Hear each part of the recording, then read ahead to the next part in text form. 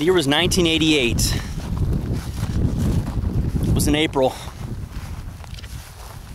Sitting in my dorm room at a local university, I heard two guys running down the hall saying, "Does anyone want to come to a revival with me? With us?" And I was like, "A revival, huh? This should be interesting." I told the guys, "Hey, I'll come with you." I thought to myself, maybe I'll meet some interesting people, get to know some new friends.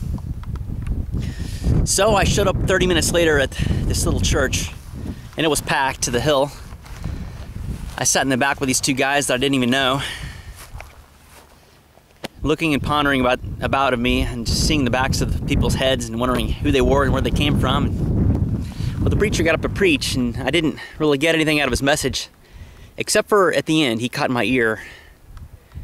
He asked the audience, "Have you ever prayed for a miracle to happen in your life?" I thought to myself, that's kind of a bold statement to make there, Pastor. So I got to thinking about that, and I went back to my dorm room that night, opened my Bible, read some, and then I said a little prayer to God. I said, "God, here's one for you." I was being kind of cocky to him at the time, and I said, "Show me that you're watching over me in some way. Just show me." I closed my Bible and went to bed. 3 days later, April 21st, 1988, my roommate and a couple of friends decided they were going to take me for my birthday to Oklahoma City to this arts festival. So I grabbed my camera and a $5 bill. I didn't have any film for my camera yet. I decided I was going to purchase some film in Oklahoma City when we got there. So we drove the 30-minute drive over there from where we were at in Shawnee, Oklahoma. And I looked everywhere at the venues for some film, and I couldn't find any. So I told my roommate and my friends, "Hey, you guys wait here. I'm going to go find some film to buy." And so they waited, and I ended up walking about half a mile in downtown Oklahoma City. And I found this really nice hotel, and then I found this little, anyway, I walked into the hotel and to the little store they had there, and I asked the guy if they had any film for a camera, and he was like, "Yeah, here it is. It's like $5.25. And I was thinking to myself, $5.25? I don't have enough money. So I walked out the door, kind of aggravated, and I felt something in my spirit. Something touched my spirit, and it said, it's like I was drawn to go left. It said, "Go left." It was strange. So I went left down the street a little further, and hidden beside the hotel was this little drugstore.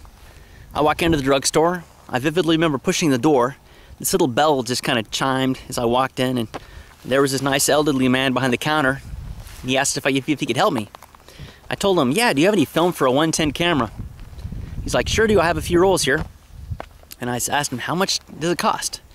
He said, $3.75. And I was like, "Sweet, give me one."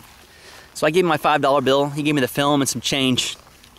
Loose change and a dollar bill is what I got back. And I looked at the dollar bill, and I was shocked. I looked at it, and somebody had written with an ink pen, "Happy Birthday," across the front of the dollar bill. I told the man, "Hey, this is my birthday, and here this says happy birthday. That's strange." And it had a number 7 beside it. Later I learned what the words on the back of the dollar bill meant. They were in Spanish. One said "Sigelo," and the other one, which said "Cristo te ama."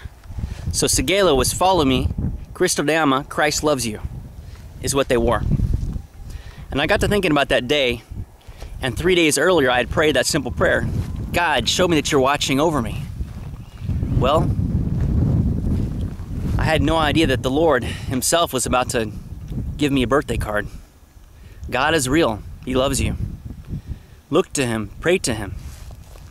He will meet your every need. Come to him. Ask the forgiveness of your sins. He will cleanse you and make you white as snow. It's happened to me. It can happen to you.